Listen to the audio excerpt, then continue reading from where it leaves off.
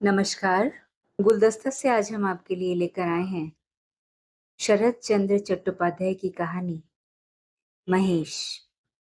स्वर जया भट्टाचार्य का है। गांव का नाम है काशीपुर। छोटा सा गांव और जमींदार उससे भी छोटा, मगर फिर भी उसका दबदबा ऐसा कि कोई प्रजा चूं तक नहीं कर सकती। छोटे लड़के की पूजा थी। जन्मतिथि की पूजा समाप्त करके तर्क रत्न महाशय दोपहर के वक्त घर लौट रहे थे। बैसाख खत्म होने को है, पर आकाश में कहीं बादल की छाया तक नहीं। अनावृष्टि के आकाश से मानो आग झर रही है। सामने का दिगंत व्यापी मैदान कड़ी धूप से सूखकर फटने लगा है और उन लाखों दरारों में से धरती की छाती का खून मानो धुआं बनकर उड़ा जा रहा है। अग्निशिखा सी उसकी लहराती हुई ऊर्ध्व गति की तरफ देखने से सिर चकराने लगता है, जैसे नशा आ गया हो। उस मैदान के किनारे रास्ते पर गफूर जुलाहे का घर है। उसकी मिट्टी की दीवार गिर गई है और आंगन सड़क से आ मिला है, मानो अंतःपुर की लज्जा और आबरू पथिकों की करुणा के आगे आत्मसमर्पण करके निश्चिंत हो गई हो।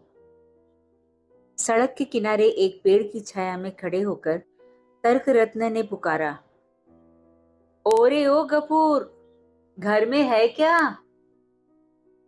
उसकी 10 साल की लड़की ने दरवाजे के पास आकर कहा, क्यों? बापू को तो बुखार आ गया है। बुखार? बुला हरामजादे को, पाखंडी म्लेच्छ कहीं का। शोरगुल सुनकर गफूर मियां घर से निकलकर बुखार में कांपता हुआ बाहर आ खड़ा हुआ। फूटी दीवार से सटा हुआ एक पुराना बबूल का पेड़ है। उसकी डाल से एक बैल बंधा हुआ है। तर्क रत्न ने उसकी तरफ इशारा करके कहा, ये क्या हो रहा है, सुनो तो सही। ये हिंदुओं का गांव है, जमींदार ब्राह्मण है, सो कुछ भी होश है। उनका चेहरा गुस्से और धूप से सुर्ख हो रहा था, लिहाजा उस मुंह से गर्म और तीखी बात ही निकलेगी। मगर कारण न समझ सकने से गफूर सिर्फ मुंह की तरफ देखता रहा। तर्क रत्न ने कहा, सवेरे जाते वक्त देख गया था बंधा है, और दोपहर को लौटते वक्त देख रहा हूं कि ज्यों का त्यों बंधा हुआ है। गो हत्या होने पर मालिक साहब तुझे जिंदा गाड़ देंगे। वे ऐसे ब्राह्मण नहीं हैं। क्या करूं पंडित जी महाराज, बड़ी लाचारी में पड़ गया हूं। कई दिन से बुखार में पड़ा हूं। पगहा पकड़कर थोड़ा बहुत चरा लाता, सो होता नहीं। चक्कर खाकर गिर पड़ता हूं। तो खोल दे, आप ही चराएगा। कहाँ छोड़ाऊं पंडित जी, लोगों के धान अभी सब झाड़े नहीं गए हैं, खलिहान में पड़े हुए हैं। पुआल भी अभी तक ज्यों का त्यों पड़ा है, और मैदान तो सब सूख कर सफाचट हो रहा है। कहीं भी मुट्ठी भर घास नहीं। किसी के धान में मुंह मार दे, किसी का पुआल तहस नहस कर डाले, कोई ठीक नहीं। छोड़ू तो कैसे छोड़ू महाराज? तर्क रत्न ने जरा गर्म होकर कहा, नहीं छोड़ता तो कहीं छां में बांधकर 2 आटी पुआल ही डाल दे, चबाया करेगा तब तक। अरे तेरी लड़की ने भात नहीं रांधा, माड़ पानी दे दे, थोड़ा सा पी लेगा। गफूर ने कुछ जवाब नहीं दिया। निरुपाय की भांति तर्क रत्न के मुंह की तरफ देखता रहा। उसके मुंह से एक दीर्घ निश्वास निकल पड़ा। तर्क रत्न ने कहा, सो भी नहीं है क्या? पुआल सब क्या कर दिया? हिस्से में जो कुछ मिला था सो बेच बूझ कर पिटाए स्वाहा। बैल के लिए भी थोड़ा सा नहीं रखा, कसाई कहीं का। इस निष्ठुर अभियोग से गफूर की मानो जुबान बंद हो गई। क्षण भर बाद उसने आहिस्ता से कहा, जो कुछ हिस्से में मिला था सो मालिक साहब ने पिछले बकाया में रखवा लिया। रो बिलक कर हाथ पांव जोड़ के कहा, बाबू साहब हाकिम हैं आप, आपका राज्य छोड़कर भाग थोड़े ही सकता हूं। मुझे थोड़ा सा पुआल दे दीजिए। छप्पर छाना है, एक कोठरी है, बाप बेटी को रहना है, सो भी खैर, इस साल ताड़ पत्तों से गुजर कर लूंगा, लेकिन मेरा महेश भूखों मर जाएगा। तर्करत्न ने हंसकर कहा, ओफो, और आपने शौक से इसका नाम रख छोड़ा है महेश। हंसी आती है। मगर ये व्यंग गफूर के कानों में नहीं गया। वो कहने लगा, लेकिन हाकिम की मेहरबानी नहीं हुई। 2 महीने की खुराक लायक धान हम लोगों को दे दिया, लेकिन पुआल सब हिसाब में ले लिया। इस बेचारे को एक तिनका तक नहीं मिला। ये कहते कहते उसका गला भर गया, परंतु तर्क रत्न को उस पर करुणा नहीं आई। बोले, अच्छा आदमी है तू तो, पहले से ले रखा है, देगा नहीं? जमींदार क्या तुझे अपने घर से खिलाएगा? अरे तुम लोग तो राम राज्य में बसते हो, आखिर कौम तो नीच ही ठहरी, इसी से बुराई करता फिरता है। गफूर ने लज्जित होकर कहा, बुराई मैं क्यों करने लगा महाराज? उनकी बुराई हम लोग नहीं करते, लेकिन दूं कहां से बताइए? 4 बीघे खेत हिस्से में जोतता हूं, पर लगातार 2 साल अकाल पड़ गया। खेत का धान खेत में ही सूख गया। बाप बेटी को दोनों झाग भरपेट खाने को नहीं मिलता। घर की तरफ देखिए, वर्षा होती है तो बिटिया को लेकर एक कोने में बैठकर रात बितानी पड़ती है। पैर फैलाकर सोने की भी जगह नहीं। महेश की तरफ देखिए, हड्डियां निकल आई हैं। दे न दीजिए महाराज थोड़ा सा पुआल, उधार दे दीजिए, 2-4 दिन इसे भरपेट खिला दूं। कहते कहते ही वो धप से ब्राह्मण के पैरों के पास बैठ गया। तर्करत्न महाशय तीर की तरह 2 कदम पीछे हटकर बोल उठे, अरे मरे, छू लेगा क्या? नहीं महाराज, छूऊंगा क्यों? छूऊंगा नहीं। इस साल दे दीजिए महाराज, थोड़ा सा पुआल दे दीजिए। आपके यहाँ 4-4 टालें लगी हुई हैं, उस दिन मैं देख आया हूं। थोड़ा सा दे देने से आपको कुछ मालूम भी ना होगा। बड़ा सीधा जीव है, मुंह से कुछ कह नहीं सकता, सिर्फ टुकुर टुकुर देखता रहता है और आंखों से आंसू डालता रहता है। तर्करत्न ने कहा, उधार तो ले लेगा, पर अदा कैसे करेगा, सो तो बता। गफूर ने आशान्वित होकर व्यग्र स्वर में कहा, जैसे बनेगा मैं चुका दूंगा महाराज जी, आपको धोखा न दूंगा। तर्करत्न महाशय ने मुंह से एक प्रकार का शब्द करके गफूर के व्याकुल कंठ का अनुकरण करते हुए कहा, धोखा नहीं दूंगा, जैसे बनेगा चुका दूंगा। रसिक नागर बन रहा है, चल हट, रास्ता छोड़, घर जाना है, बहुत अबेर हो गई है।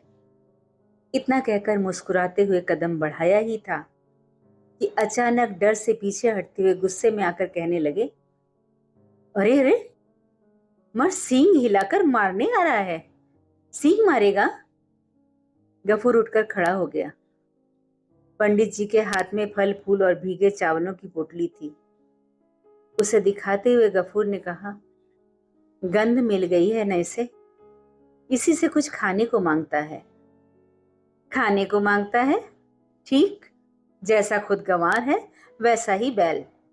पुआल तो नसीब नहीं होता, केले चावल खाने को चाहिए। हटा हटा, रास्ते से एक तरफ हटाकर बांध। कैसे सींग है, किसी दिन किसी की जान ले ले। कहते हुए पंडित जी एक तरफ से बचकर निकल गए। गफूर उनकी तरफ से दृष्टि हटाकर कुछ देर तक महेश की तरफ एकटक देखता रहा। उसकी गंभीर काली आंखें वेदना और भूख से भरी थी। उसने कहा, तुझे मुट्ठी भर दिया नहीं, उन लोगों के पास बहुत है, फिर भी देते नहीं, किसी को ना दे। कहते कहते उसका गला रुंध आया और आंखों से टप टप आंसू गिरने लगे।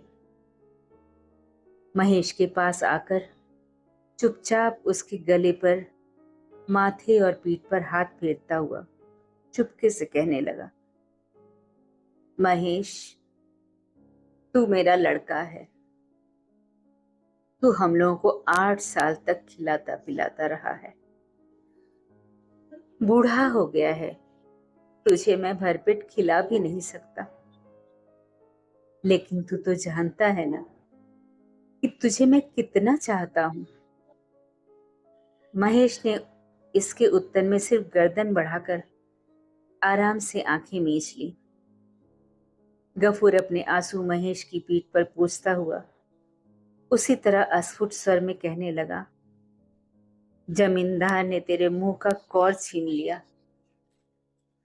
मसान के पास जो चरने की जगह थी उसे भी पैसे के लोभ से ठेके पर उठा दिया। ऐसे अकाल में तुझे कैसे जिलाए रखूं बता।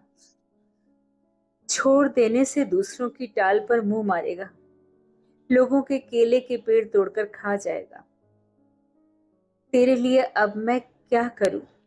देह में अब तेरे ताकत भी नहीं, गांव का कोई अब तुझे चाहता नहीं। लोग कहते हैं अब तुझे बेच देना चाहिए। मन ही मन शब्दों के उच्चारण करते ही उसकी आंखों से टप टप आंसू गिरने लगे। उन्हें हाथ से पोंछकर वो इधर उधर देखने लगा।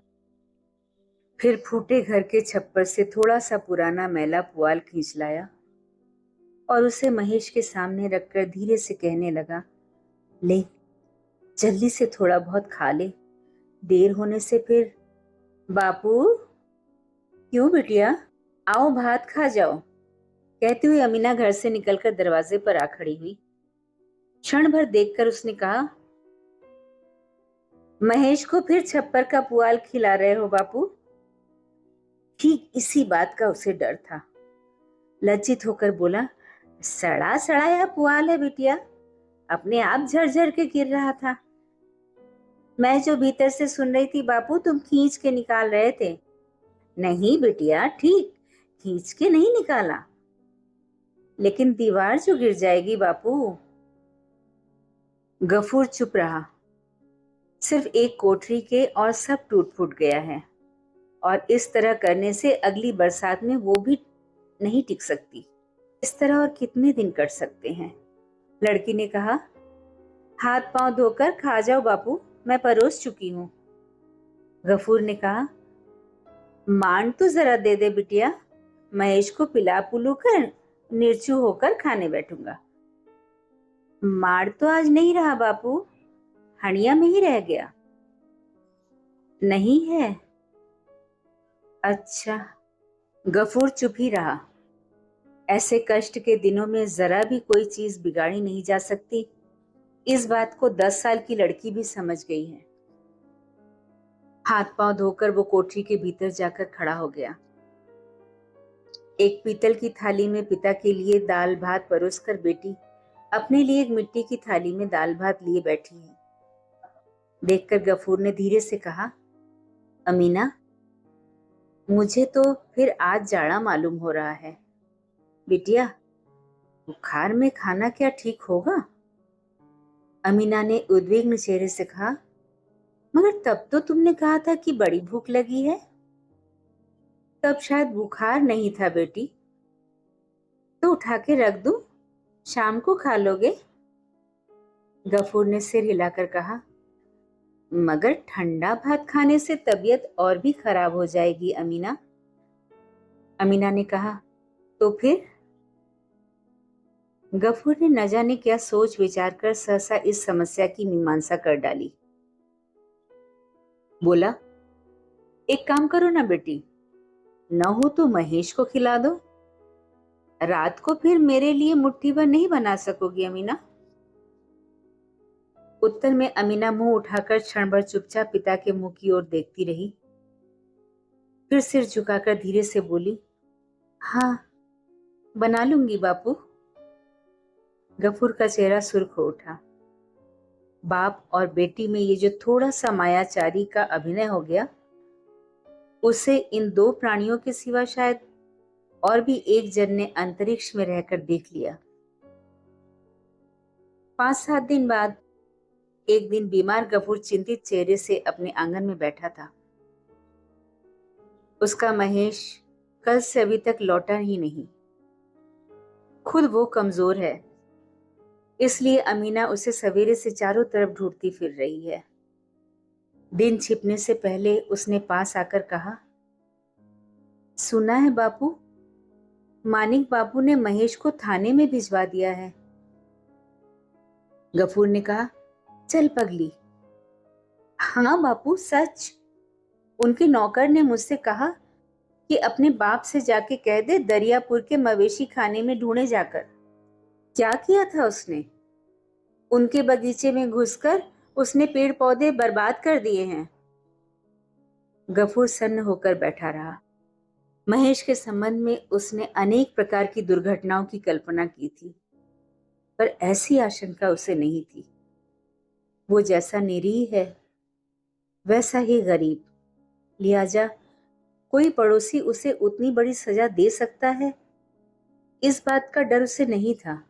खासकर मानिक घोर से तो उसे गऊ और ब्राह्मणों पर जिसकी भक्ति अन्य गांवों तक प्रसिद्ध है, ऐसी आशा नहीं थी। लड़की ने कहा, दिन तो छुपा आता है बापू, महेश को लाने नहीं जाओगे? गफूर ने कहा, नहीं, लेकिन उसने तो कहा कि 3 दिन के भीतर नहीं छुड़ाने से पुलिस वाले उसे गौहट्टी में बेच डालेंगे। गफूर ने कहा, बेच डालने दे। गौहट्टी ठीक क्या चीज है अमीना इस बात को नहीं जानती थी, परंतु महेश के संबंध में उसका उल्लेख होते ही उसका बाप कैसा विचलित हो उठता है, इस बात को उसने बहुत देखा था। परंतु आज वो और कोई बात न कहकर चुपचाप धीरे से चला गया। रात को अंधेरे में छिपकर गफूर बंशी की दुकान पर जाकर बोला, चाचा, आज 1 रुपया देना होगा। कहते हुए उसने अपनी पीतल की थाली बंशी के बैठने के माची के नीचे रख दी। इस चीज की तौल वगैरह से बंशी परिचित था। पिछले 2 सालों में उसने इसे 5-6 दफे गिरवी रखकर 1-1 रुपया दिया है, इसलिए आज भी उसने कोई आपत्ति नहीं की। दूसरे दिन महेश अपने स्थान पर बंधा दिखाई दिया। वही बबूल का पेड़, वही रस्सी, वही खूंटी, वही रीति नाद, वही क्षुधातुर काली आंखों की सजल उत्सुक दृष्टि। एक बूढ़ा सा मुसलमान उसे अत्यंत तीव्र दृष्टि से देख रहा था। पास ही एक किनारे दोनों घुटने मिलाए गफूर चुपचाप बैठा था। अच्छी तरह देखभाल कर उस बुड्ढे ने चादर के छोर में से एक 10 रुपए का नोट निकालकर उसकी तह खोलकर बार बार उसे ठीक करते हुए गफूर के पास जाकर कहा, अब मोल तोल करके इसे भुनाऊंगा नहीं, ये लो, पूरे 10 के 10 दिए देता हूं, लो। गफूर ने हाथ बढ़ाकर नोट ले लिया और उसी तरह चुपचाप बैठा रहा। पर जो आदमी बुड्ढे के साथ आए थे, उनके पगाह पर हाथ लगाते ही गफूर अकस्मात उठकर सतर खड़ा हो गया और उद्धत स्वर से बोल उठा, पगाह को हाथ मत लगाना कहे देता हूं, खबरदार, अच्छा न होगा। वे चौंक पड़े। बुड्ढे ने आश्चर्य के साथ कहा, क्यों? गफूर ने उसी तरह गुस्से में जवाब दिया, क्यों क्या? मेरी चीज है, मैं नहीं बेचता, मेरी खुशी। इतना कहकर उसने नोट को अलग फेंक दिया। उन लोगों ने कहा, और कल रास्ते में बयाना जो ले आए थे, तो लो, ये लो, अपना बयाना वापस ले लो, कहकर उसने अंटी में से 2 रुपए निकालकर भन्न से पटक दिए। एक झगड़ा उठ खड़ा होगा, इस ख्याल से बूढ़े ने हंसकर धीरता के साथ कहा, दबाव डालकर और 2 रुपए ज्यादा लेना चाहते हो, यही तो। अरे दे दो जी, जलपान के लिए उसकी लड़की के हाथ पर धर दो 2-2 रुपए, बस यही तो। नहीं, मगर इससे ज्यादा कोई एक धेला भी नहीं देगा, मालूम है? गफूर ने जोर से सिर हिलाकर कहा, नहीं। बूढ़े ने नाराज होकर कहा, तो क्या चमड़े की ही तो कीमत मिलेगी, नहीं तो माल इसमें है क्या? तौबा तौबा, गफूर के मुंह से अचानक एक भद्दी कड़वी बात निकल गई और दूसरे ही क्षण वो अपनी कोठरी में जाकर चिल्ला चिल्ला कर धमकी देने लगा कि अगर वे जल्दी से गांव के बाहर नहीं चले गए तो जमींदार के आदमियों को बुलवाकर जूते मारकर निकलवा दूंगा। शोरगुल सुनकर लोग इकट्ठे हो गए, मगर इतने में जमींदार के यहाँ से उसका बुलावा आ गया। बात मालिक तक पहुंच गई थी। कचहरी में उस समय भले बुरे, ऊंचे नीचे सभी तरह के आदमी बैठे थे। शिवशंकर बाबू ने आंखें तरेर कर कहा, गफूरा, तुझे क्या सजा दी जाए, कुछ समझ में नहीं आता। किसकी जमींदारी में रहता है जानता है? गफूर ने हाथ जोड़कर कहा, जानता हूं, हम लोग खाने बिना मर रहे हैं हजूर, नहीं तो आज आप जो कुछ जुर्माना करते मैं ना नहीं करता। सभी आश्चर्यचकित हो गए। इस आदमी को वे जिद्दी और बदमिजाज ही समझते आ रहे थे। गफूर ने रोंदे हुए गले से कहा, ऐसा काम अब कभी न करूंगा मालिक साहब।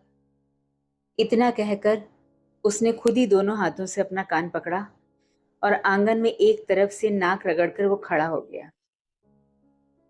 शिवशंकर बाबू ने सदैव कंठ से कहा, अच्छा अच्छा, जा जा, हो गया, जा, अब कभी ऐसी मती मत करना। बात सुनकर सबके रोए खड़े हो गए और विषय में किसी को रंच मात्र भी संदेह न रह गया कि ऐसा महापातक होते होते रुक गया। वो सिर्फ मालिक साहब के पुण्य के प्रभाव से और शासन के जोर से। तर्करत्न महाशय भी उपस्थित थे। उन्होंने गो शब्द की शास्त्रीय व्याख्या की और ऐसी धर्म ज्ञान शून्य म्लेच्छ जाति को गांव के आसपास कहीं भी नहीं बसने देना चाहिए, इस बात को प्रकट करके लोगों के ज्ञान नेत्र खोल दिए। गफूर ने किसी बात का जवाब नहीं दिया, बल्कि उसने इस अपमान और तिरस्कार को यथार्थ प्राप्य समझकर सिर माथे ले लिया और वह प्रसन्न चित्त से घर चला गया। उसने पड़ोसी के घर से मांड मांगकर महेश को पिलाया और उसकी देह, सिर और सींग पर बार बार हाथ फेरकर अस्फुट स्वर में जाने क्या क्या कहता रहा। जेठ खत्म हो चला। रुद्र की जिस मूर्ति ने एक दिन बैसाख के अंत में आत्म प्रकाश किया था, वो कितनी भीषण और कितनी बड़ी कठोर हो सकती है, इस बात का अनुभव आज के आकाश की तरफ बगैर देखे किया नहीं जा सकता था। कहीं भी जरा करुणा का आभास तक नहीं। कभी इस रूप का लेश मात्र परिवर्तन हो सकता है और किसी दिन ये आकाश बदलियों से घिरकर सजल दिखाई दे सकता है, इस बात की आज कल्पना करते ही डर लगता है। समस्त नभस्थल से जो प्रज्वलित आग लगातार झर रही है, उसका अंत नहीं, समाप्ति भी नहीं। सबको अंत तक जलाकर खाक किए बगैर वो नहीं रुकने की। ऐसे दिन में ठीक दोपहर के वक्त गफूर घर लौटा। दूसरे के दरवाजे पर मजूरी करने की उसको आदत नहीं और अभी बुखार को छूटे भी 4-5 दिन ही हुए हैं। शरीर कमजोर है, थका हुआ। फिर भी आज वो काम की तलाश में निकला था, मगर ऐसी तेज धूप में चलने के सिवा और कुछ उसके हाथ नहीं आया। भूख, प्यास, थकान के मारे उसके आंखों के आगे अंधेरा दिखाई दे रहा था। आंगन में खड़े होकर उसने आवाज दी, अमीना, भात हो गया री। लड़की कोठरी में से आहिस्ता से निकलकर चुपचाप खूंटी के सहारे खड़ी हो गई। जवाब न पाकर गफूर चिल्लाकर बोल उठा, हुआ भात? क्या कहा?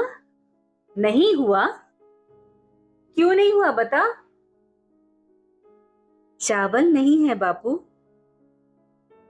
चावल नहीं है? मेरे क्यों नहीं कहा मुझसे? रात को तो कहा था।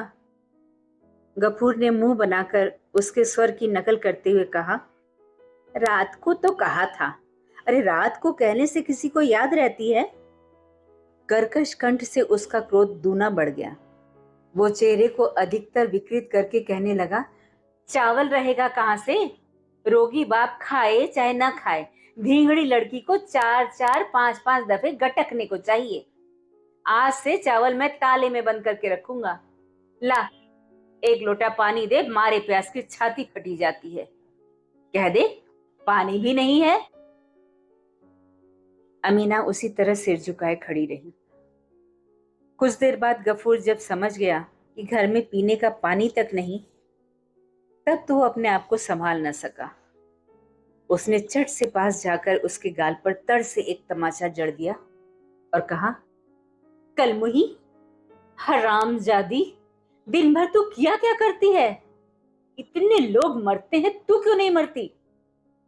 लड़की ने कुछ जवाब नहीं दिया। मिट्टी की गागर उठाकर ऐसी कड़ाके की धूप में ही आंखें पोंछती हुई चुपचाप चल दी।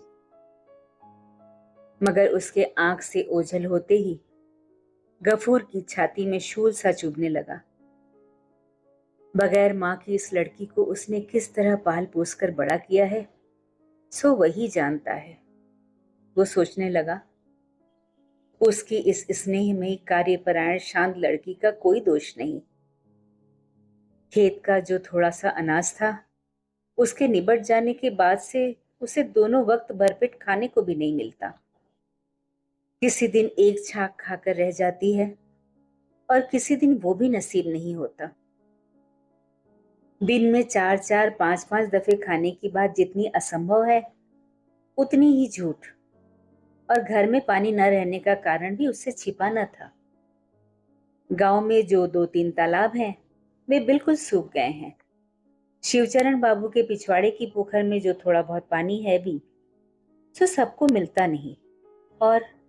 और तालाबों में से एक आध जगह गड्ढा खोदकर जो कुछ पानी संचित होता है, उसके लिए छीना झपटी मच जाती है और वहां भीड़ भी बहुत रहती है। मुसलमान होने से वो उनके पास नहीं जा सकती। घंटों दूर खड़ी रहने के बाद बहुत निहोरे करने पर कोई दया करके उसके बर्तन में डाल दे तो वो घर लावे। इस बात को वो जानता था। हो सकता है कि आज पानी न रहा हो, या छीना झपटी के बीच किसी को लड़की पर कृपा करने का मौका ही न मिला हो। ऐसी ही कोई बात हो गई होगी। ये समझकर उसकी आंखों में आंसू भर आए। इतने में जमींदार का पियादा यमदूत की तरह आंगन में आ खड़ा हुआ, बोला, गफूर घर में है क्या? गफूर ने तीखे स्वर में उत्तर दिया, हूं। क्यों, क्या है? बाबू साहब बुला रहे हैं, चल। गफूर ने कहा, अभी मैंने खाया पिया नहीं, पीछे जाऊंगा। इतना जबरदस्त हौसला पियादे से सहा नहीं गया। उसने एक भद्दा संबोधन करके कहा, बाबू का हुक्म है जूता मारते मारते घसीट ले आने का। गफूर दूसरी बार अपने को भूल गया। उसने भी एक कटु शब्द का उच्चारण करते हुए कहा, महारानी के राज्य में कोई किसी का गुलाम नहीं है। लगान देकर रहता हूं, मुफ्त नहीं। मैं नहीं आता। मगर इस संसार में इतने छोटे के लिए इतने बड़े की दुहाई देना सिर्फ व्यर्थ ही नहीं, बल्कि विपत्ति का कारण भी है। ये खैर हुई कि इतना क्षीण कंठ उतने बड़े कानों तक पहुंचा नहीं तो उनके मुंह का अन्न और आंखों की नींद ही जाती रहती। इसके बाद क्या हुआ, विस्तार से कहने की जरूरत नहीं। लेकिन घंटे भर बाद जब वो जमींदार के सदर से लौटकर चुपचाप पड़ा रहा, तब उसका मुंह और आंखें सब फूल रही थी। उसकी सजा का प्रधान कारण है महेश। उसके घर से बाहर निकलने के बाद ही वो पगड़ा तोड़कर भाग खड़ा हुआ और जमींदार के सहन में जाकर उसने फूलों के सारे पौधे नष्ट कर डाले। अंत में पकड़ने की कोशिश की गई तो बाबू साहब की छोटी लड़की को पटक कर भाग गया। ऐसी घटना ये पहले ही पहल हुई हो सो बात नहीं, इसके पहले भी हुई है, पर गरीब होने से माफ कर दिया जाता था। परंतु प्रजा होकर उसका ये कह देना कि वो लगान देकर रहता है और किसी का गुलाम नहीं, जमींदार से किसी भी तरह सहा नहीं गया। वहां उसने पिटने और बेइज्जत होने का जरा भी प्रतिवाद नहीं किया।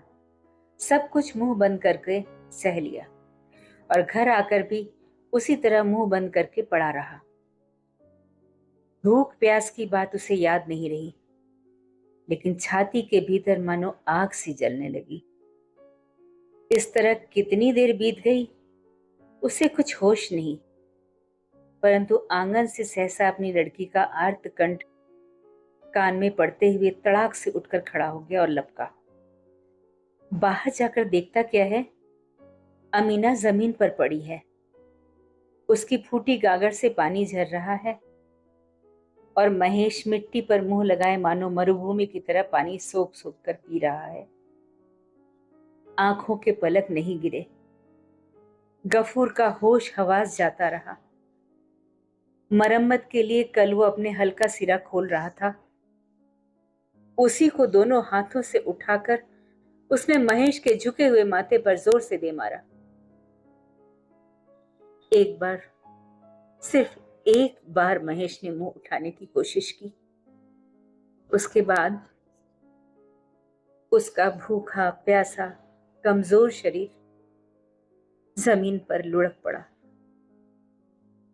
आंखों से आंसुओं की कुछ बूंदें कनपटियों की तरफ लुढ़क पड़ी और कान से थोड़ा सा खून बह निकला।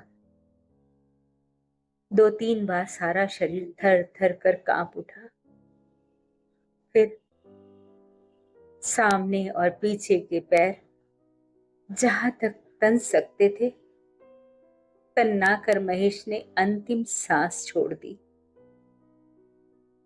अमीना रो उठी, बोली, क्या किया बापू, महेश तो अपना मर गया। गफूर टस से मस नहीं हुआ, न कुछ जवाब दिया। सिर्फ निर्निमेष दृष्टि से सामने पड़े हुए महेश की निमेषहीन गंभीर काली आंखों की तरफ देखता हुआ पत्थर की तरह निश्चल खड़ा रहा। 2 घंटे के भीतर खबर पाकर दूसरे गांव के मोची आ जुटे और महेश को बांस में बांधकर बीहड़ की तरफ ले गए। उनके हाथों में पैने चकते हुए छुरे देखकर गफूर सिहर उठा। झट से उसने आंखें मींच ली। उसके मुंह से एक लफ्ज तक नहीं निकला। मोहल्ले के लोग कहने लगे, तर्क रत्न जी से व्यवस्था लेने के लिए जमींदार ने आदमी भेजा है। प्रायश्चित का खर्च जुटाने में अब तेरा घर द्वार तक बिक जाएगा। गफूर ने इन सब बातों का कोई जवाब नहीं दिया। वो घुटनों पर मुंह रखकर चुपचाप बैठा रहा। बहुत रात बीते गफूर ने लड़की को जगाकर कहा, अमीना, चल हम लोग चलें यहां से। वो बरामदे में सो रही थी। आंखें मेड़ती हुई उठकर बैठ गई।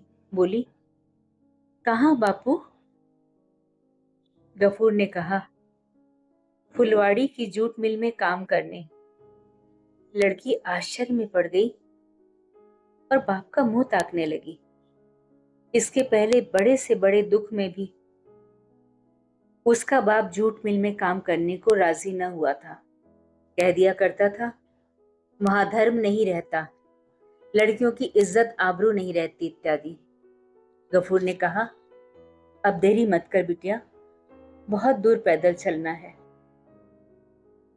अमीना पानी पीने का लोटा और पिता के खाने की पीतल की थाली साथ में ले रही थी, पर गफूर ने मना कर दिया। ये सब रहने दे बिटिया, इनसे अपने महेश का पिराश्चित होगा। अंधकार में गंभीर निशीथ में गफूर लड़की का हाथ पकड़कर घर से निकल पड़ा।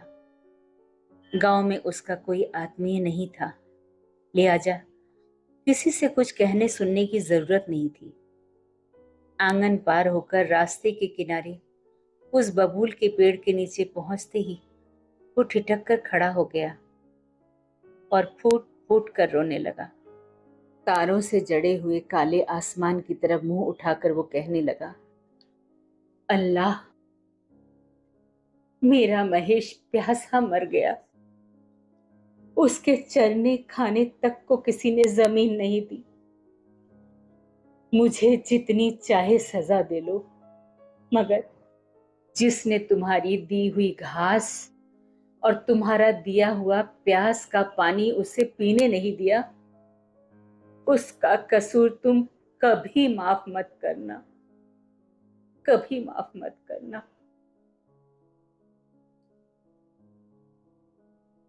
अभी आप सुन रहे थे शरत चंद्र चट्टोपाध्याय की कहानी महेश।